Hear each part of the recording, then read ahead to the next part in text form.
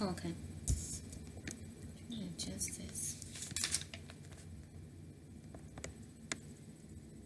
Well, if I step, maybe I can step in further.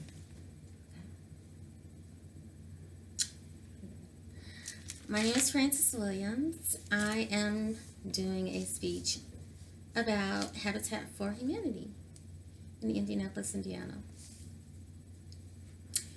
Although being poor is not an option for many, of course, a lot of people are actually born into poverty. They don't have a choice.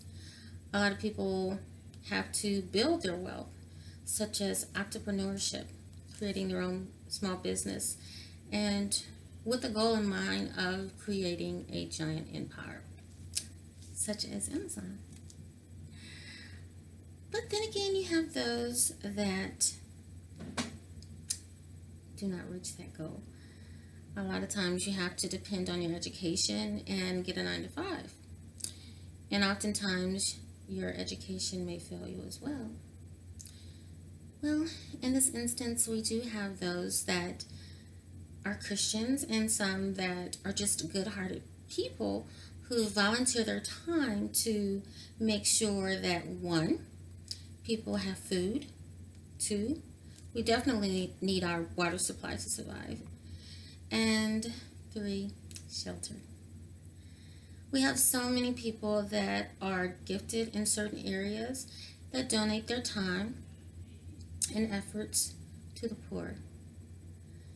And of course, I like to volunteer my time as well whenever I can. I'm not rich, but I do care, and I do believe in giving back to the community. Well, with our volunteer group, of course, there was a lady, an elderly lady, who I needed repairs to her home, and she could not afford to pay for repairs or even purchase a new home based off of her income, which is pretty common in many communities, regardless of your ethnicity. And of course, a lot of people heard about her story locally, and they pulled together and said, hey, let's find a way to save her home. I mean, I'm pretty handy, and they start brainstorming and came together as a group and helped rebuild her home. There's a lot of non-for-profit organizations out there, but with the Habitat for Community, there is a 503c that is actually a grant from the government, allowing organizations such as this to get some funding from the government. Of course, they do provide and depend on a lot of volunteers for support to help the program continue, because without our volunteers, of course, the program would not exist. Okay. One thing that the program does, of course, it can increase educational and job prospects, gain improved health and security and public safety. A lot of people aren't stressed out, like, where am I going to live? You know, I need a safe environment. I deserve a home like everyone else. The only difference is I'm poor. And oftentimes I can't afford a $100,000 home or $200,000 or $300,000 home. So the program is actually designed to help affordable new homes for those people with low incomes. There are certain restrictions that apply, and we'll get to that later. I want to say that in 1976, the home ownership was founded by Millard and Linda Fuller. Habitat Humanity was started in 1985 during the summer, which provided a lot of blessings to those who were in need. And those who donated their time will truly be blessed, because I do believe when you give, you shall receive from the Lord. By the heavens. Whichever way you want to look at it. Alrighty, so there are allowable household income.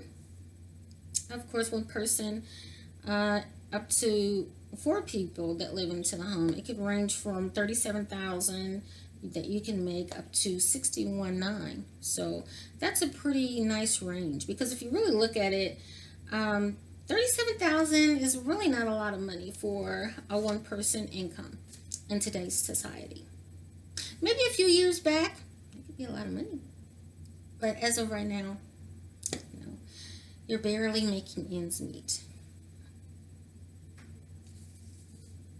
There is also a down payment assistance that a lot of people can take advantage of. According to Forbes, the Habitat for Humanity actually met the top 100 list, and it's actually ranked number 8 out of 100 largest United States Christian charities in 2018. So that's definitely a plus. According to the 2010 U.S. Census, nearly 20% of Marion County residents are in poverty. That's not surprising. A lot of people live paycheck to paycheck. 99 million government support is actually helped to fund the program. So a lot of times they depend on private donations, which is another large number, 792 million, which, if that's split over so many households, that's it doesn't really stretch that far, but it definitely makes a big impact. Okay. In the state of Indiana, since July of 1987, more than 950 homes have been built. Do you know how many families that helped? A lot. So that put a smile on my face. The net access, it's net access. Sorry, I have braces, so maybe not making sense with the words when I say them. But 200. Oh, wait a minute. They have a lot of expenses. 1.645 million charitable services. They actually have a lot of fundraising, but they also have a lot of losses, like almost 60 million in losses. That's a lot. You can actually go to their website and sign up if you're interested. They actually have classes on Thursdays. It's an open door. They just pretty much want to know a little bit about you. So you may want to just go on the website, give a little bit of information about yourself, and, check out the program. That's what it's there for, if you fall within that range. Everyone, to me, deserves to be a homeowner, especially if you're hardworking. And you have families, with children. A lot of you have grandparents that have their grandkids. Oh, I'm at 8 minutes. Oh, wow.